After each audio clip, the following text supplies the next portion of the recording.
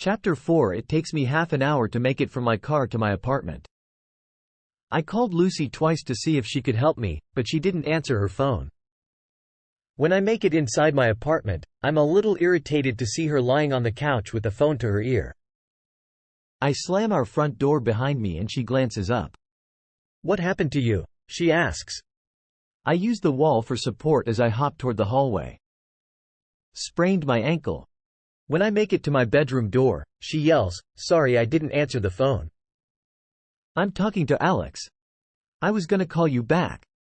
"It's fine." I holler back at her, and then slam my bedroom door shut. I go to the bathroom and find some old pain pills I had stuffed into a cabinet. I swallow 2 of them and then fall onto my bed and stare up at the ceiling. I can't believe I'll be stuck in this apartment for an entire week. I grab my phone and text my mother. "Sprained my ankle. I'm fine, but can I send you a list of things to grab for me at the store?" I drop my phone onto my bed, and for the first time since she moved here, I'm thankful my mother lives fairly close to me. It actually hasn't been that bad. I think I like her more now that my father has passed away. I know it's because I held a lot of resentment toward her for never leaving him. Even though a lot of that resentment has faded when it comes to my mother, I still have the same feelings when I think of my father. It can't be good, still holding on to so much bitterness toward my father. But damn it, he was awful. To my mother, to me, to Atlas. Atlas. I've been so busy with my mother's move and secretly searching for a new building between work hours, I haven't had time to finish reading the journals I started reading all those months ago. I hop pathetically to my closet, only tripping once. Luckily, I catch myself on my dresser. Once I have the journal in hand, I hop back to the bed and get comfortable. I have nothing better to do for the next week now that I can't work. I might as well commiserate over my past while I'm forced to commiserate in the present. Dear Ellen, you hosting the Oscars was the greatest thing to happen to TV last year. I don't think I ever told you that. The vacuuming skit made me piss my pants. Oh, and I recruited a new Ellen follower today in Atlas. Before you start judging me for allowing him inside my house again, let me explain how that came about. After I let him take a shower here yesterday, I didn't see him again last night. But this morning, he sat by me on the bus again. He seemed a little happier than the day before, because he slid into the seat and actually smiled at me. I'm not gonna lie, it was a little weird seeing him in my dad's clothes. But the pants fit him a lot better than I thought they were going to. "Guess what?" he said. He leaned forward and unzipped his backpack. "What?" He pulled out a bag and handed it to me. "I found these in the garage. I tried to clean them up for you because they were covered in old dirt, but I can't do much without water." I held the bag and stared at him suspiciously. It's the most I'd ever heard him say at once. I finally looked down at the bag and opened it. It looked like a bunch of old gardening tools. "I saw you digging with that shovel the other day. I wasn't sure if you had any actual gardening tools, and no one was using these, so…" "Thank you," I said. I was kind of in shock. I used to have a trowel, but the plastic broke off the handle and it started giving me blisters. I asked my mother for gardening tools for my birthday last year, and when she bought me a full-sized shovel and a hoe, I didn't have the heart to tell her it's not what I needed. Atlas cleared his throat and then, in a much quieter voice, he said, "I know it's not like a real gift. I didn't buy it or anything. But… I wanted to give you something. You know… for… He didn't finish his sentence, so I nodded and tied the bag back up. "Do you think you can hold them for me until after school?" "I don't have any room in my backpack." He grabbed the bag from me and then brought his backpack up to his lap and put the bag inside of it. He wrapped his arms around his backpack.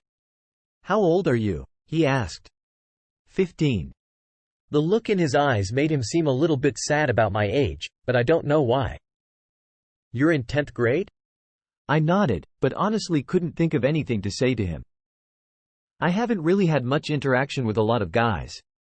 Especially seniors. When I'm nervous, I kind of just clam up. I don't know how long I'll be staying at that place, he said, bringing his voice down again. But if you ever need help with gardening or anything after school, it's not like I have much going on there. Being as though I have no electricity. I laughed, and then wondered if I should have laughed at his self-deprecating comment. We spent the rest of the bus ride talking about you, Ellen. When he made that comment about being bored, I asked him if he ever watched your show. He said he'd like to because he thinks you're funny, but a TV would require electricity. Another comment I wasn't sure if I should have laughed at. I told him he could watch your show with me after school. I always record it on the DVR and watch it while I do my chores. I figured I could just keep the front door dead bolted, and if my parents got home early, I'd just have Atlas run out the back door. I didn't see him again until the ride home today. He didn't sit by me this time because Katie got on the bus before him and sat next to me. I wanted to ask her to move, but then she'd think I had a crush on Atlas. Katie would have a field day with that one, so I just let her stay in my seat.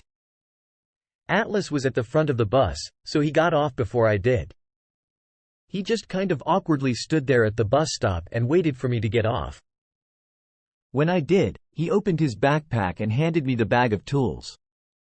He didn't say anything about my invitation to watch TV from earlier this morning, so I just acted like it was a given. Come on, I told him. He followed me inside and I locked the deadbolt. If my parents come home early, run out the back door and don't let them see you.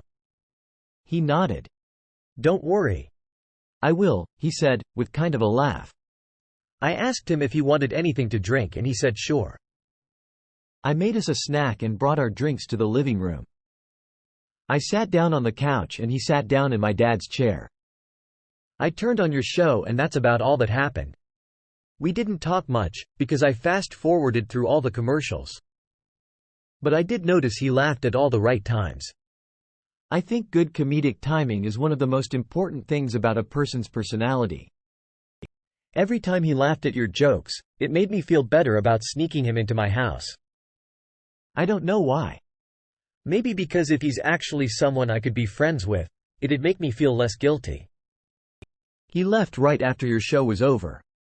I wanted to ask him if he needed to use our shower again, but that would have cut it real close to time for my parents getting home. The last thing I wanted was for him to have to run out of the shower and across my backyard naked. Then again, that'd be kind of hilarious and awesome. Lily dear Ellen, come on, woman. Reruns? A full week of reruns? I get that you need time off, but let me make a suggestion. Instead of recording one show a day, you should record 2. That way you'll get twice as much done in half the time, and we'd never have to sit through reruns. I say, we, because I'm referring to Atlas and me. He's become my regular Ellen watching partner. I think he might love you as much as I do, but I'll never tell him I write to you on a daily basis. That might seem a little too fangirl. He's been living in that house for 2 weeks now. He's taken a few more showers at my house and I give him food every time he visits. I even wash his clothes for him while he's here after school. He keeps apologizing to me, like he's a burden. But honestly, I love it. He keeps my mind off things and I actually look forward to spending time with him after school every day. Dad got home late tonight, which means he went to the bar after work. Which means he's probably going to instigate a fight with my mother. Which means he'll probably do something stupid again. I swear, sometimes I get so mad at her for staying with him. I know I'm only 15 and probably don't understand all the reasons she chooses to stay, but I refuse to let her use me as her excuse. I don't care if she's too poor to leave him and we'd have to move into a crappy apartment and eat ramen noodles until I graduate. That would be better than this. I can hear him yelling at her right now. Sometimes when he gets like this, I walk into the living room, hoping it'll calm him down. He doesn't like to hit her when I'm in the room. Maybe I should go try that. Lily dear Ellen, If I had access to a gun or knife right now, I'd kill him. As soon as I walked into the living room, I saw him push her down. They were standing in the kitchen and she'd grabbed his arm, trying to calm him down, and he backhanded her and knocked her straight to the floor. I'm pretty sure he was about to kick her, but he saw me walk into the living room and he stopped. He muttered something under his breath to her and then walked to their bedroom and slammed the door. I rushed to the kitchen and tried to help her, but she never wants me to see her like this. She waved me away and said, "I'm fine, Lily. I'm fine, we just got into a stupid fight." She was crying and I could already see the redness on her cheek from where he hit her. When I walked closer to her, wanting to make sure she was okay, she turned her back to me and gripped the counter. I said, "I'm fine, Lily. Go back to your room." I ran back down the hallway, but I didn't go back to my room. I ran straight out the back door and across the backyard. I was so mad at her for being short with me. I didn't even want to be in the same house as either of them, and even thought it was dark already. I went over to the house Atlas was staying in and I knocked on the door. I could hear him moving inside, like he accidentally knocked something over. "It's me, Lily," I whispered. A few seconds later the back door opened and he looked behind me, then to the left and right of me. It wasn't until he looked at my face that he saw I was crying. "You okay?" he asked, stepping outside. I used my shirt to wipe away my tears, and noticed he came outside instead of inviting me in. I sat down on the porch step and he sat down next to me. "I'm fine," I said. "I'm just mad. Sometimes I cry when I get mad." He reached over and tucked my hair behind my ear. I liked it when he did that and I suddenly wasn't nearly as mad anymore. Then he put his arm around me and pulled me to him so that my head was resting on his shoulder. I don't know how he calmed me down without even talking, but he did. Some people just have a calming presence about them and he's one of those people.